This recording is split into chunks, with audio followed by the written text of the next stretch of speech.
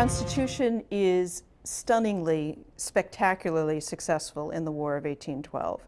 She has 3 successful engagements. She is actually the first frigate in the War of 1812 to engage another Royal Navy frigate, and that is on August 19, 1812, about 300 miles off Halifax, Nova Scotia. At the end of that 35-minute engagement, which is so close, the 2 ships actually collide, that Guerriere is left completely dismasted and dead in the water. And it is during this battle that Constitution gains her nickname Ironsides. She then goes on to battle HMS Java on December 29, 1812, again victorious in a battle that lasts nearly 3 hours. And then on February 20th, 1815, technically after the war was actually over, but it was still within the parameters of time frame of getting the intelligence out that the Treaty of Ghent had been signed and the war was over, Constitution would engage actually 2 ships at once, HMS Cyan and HMS Levant. And after a very long battle that actually starts at 1 o'clock in the afternoon and does not technically get over until 1 a.m. the next morning, Constitution is once again victorious. Welcome to CP 101, and this is an update on the Constitution. We're at that point now where we can't go any further until we get these cannon and their carriages on the gun deck. If you recall, these carriages and cannons were 3D printed up by HDA Model Works. They are sponsoring our build of the Constitution, and Jerry did a super job printing these carriages up, and the cannons as well, way more accurate than the kit supplied ones, and when they're all together and painted, they look super. But we've got a total of 32 for the gun deck, 16 to a side. These are 20 pounders, and we have some in various stages here. We have them in their natural color here, which is like a clear. Then we have 3 of them here that are primered. Then all these here, the rest of them are in their terracotta color. We have 16 done up, and then we have to do another 16. For primer, I'm using Craft Smart Silver Gray. This is a satin color. The reason why I'm using satin is because unlike their opaque paints, and this is mostly with craft acrylics, usually when you paint something and you go to put a second coat on, the second coat will usually activate the first coat. So you basically start all over again. Whereas when you use a satin color, they seem to have like a hardener in it, and it acts like a sealer, the hardener in it, so when you put your second coat on, you don't disturb the first coat. So that's why I'm using this satin gray instead of a regular opaque gray. So we've got them primered, and this is the gray this is the silver gray, and then these, as I said, we've gotten the terracotta color. These were different colors throughout the life of the ship.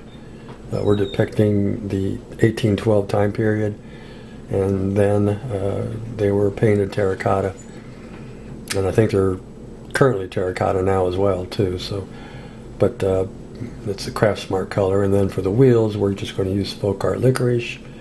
For the cannons, we're using Army Painter matte black because it has a really nice sheen, the perfect sheen for a cannon. So that's what we'll be painting the cannons with, and those are going to be our colors for the cannons and their carriages. And then for detailing out the bolts on top, we'll be using our Prismacolor, our Prismacolor marker. This is a 1mm. We'll be using that to do the bolts that are on top of the carriages and any other little detail we need on there. So that's going to be our colors, that's going to be our marker, and then we just have to continue on getting 32 of these painted up. And we're back, and we've got all of the cannons glued onto the deck now using our Canopy 560. I started rigging the guns in place. I've got up to here with the rigging. We're using a large diameter rope that they recommended to use, and this rope over here is for the other side. So we got it cut and ready to go. You want to cut these If you're running your cannons in the outboard position, you want to cut your rope 40 inches long. I probably should have cut it 45 in case I screw up. And if you run them inboard, you want to cut your rope 60 inches long or 5 foot long. So I think I'll be okay. I have this much left over, and the last cannon's right here, so I hope I didn't screw up. It gives me this much for tying off and stuff, because what you do is you take and you start here down by the bulkhead. There's an eyelet here, and you take your rope, you wrap it around back of the cannon, you tie it off, wrap it around, tie it off, wrap it around, tie it off, wrap it around, tie it off, and just keep doing that all the way down the line. So hopefully that'll be long enough to do all that. If not, then I'll figure something out when the time comes. I'm not going to worry about it. But we have an issue, which I wish I would have caught when I was putting the hull together.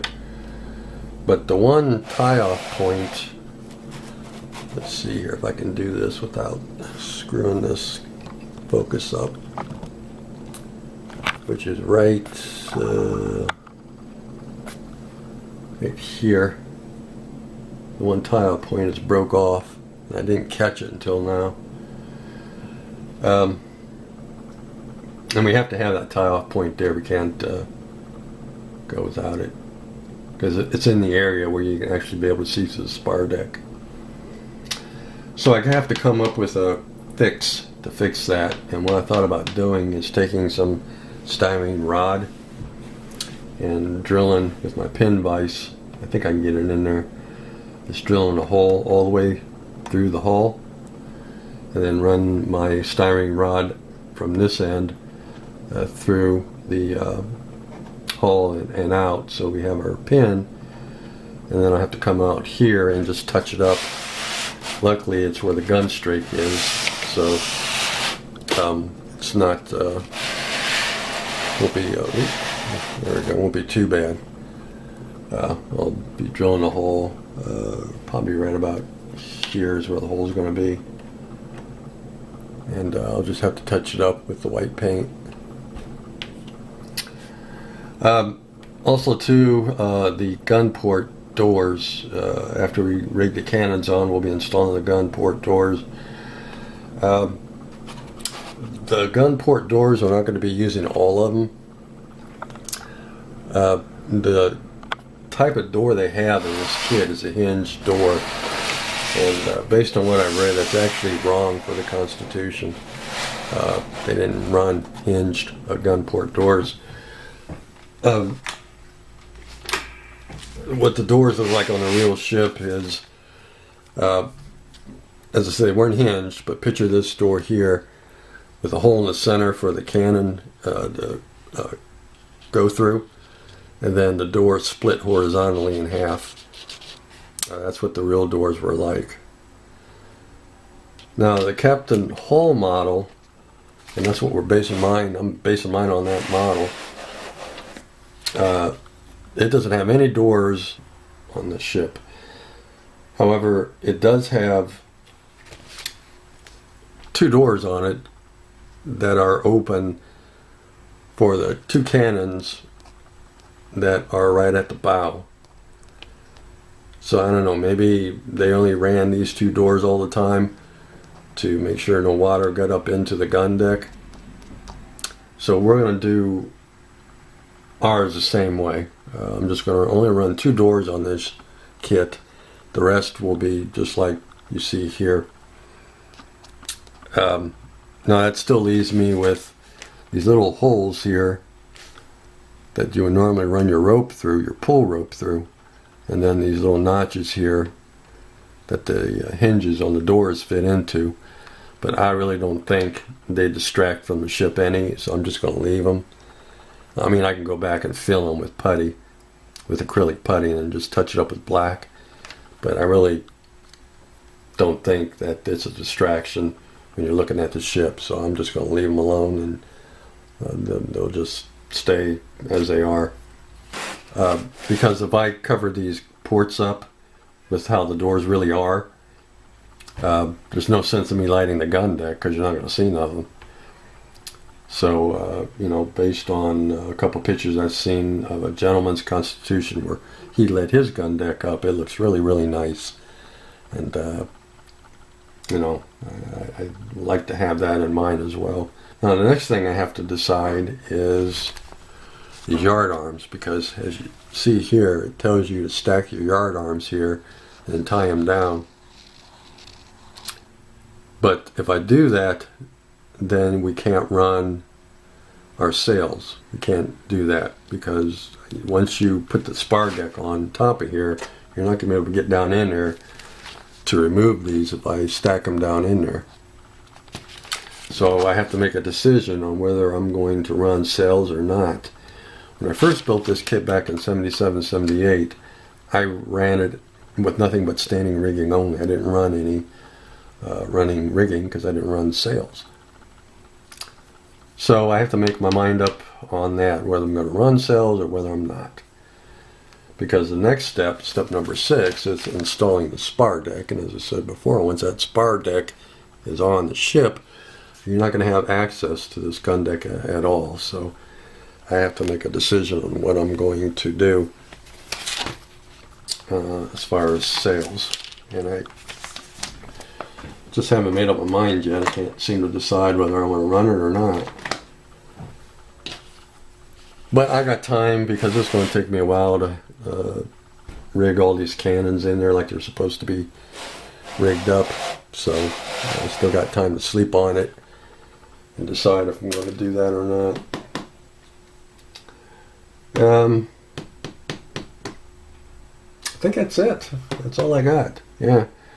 I'm just going to continue on getting the rigging done for the cannons and their carriages and fix that tie-off point, and should be good to go. Well, I want to add some barrels down here too, so there's still a few more things I want to do to the gun deck before we get that spar deck on there. So, alright guys, take care. We'll see you in the next update on the Constitution.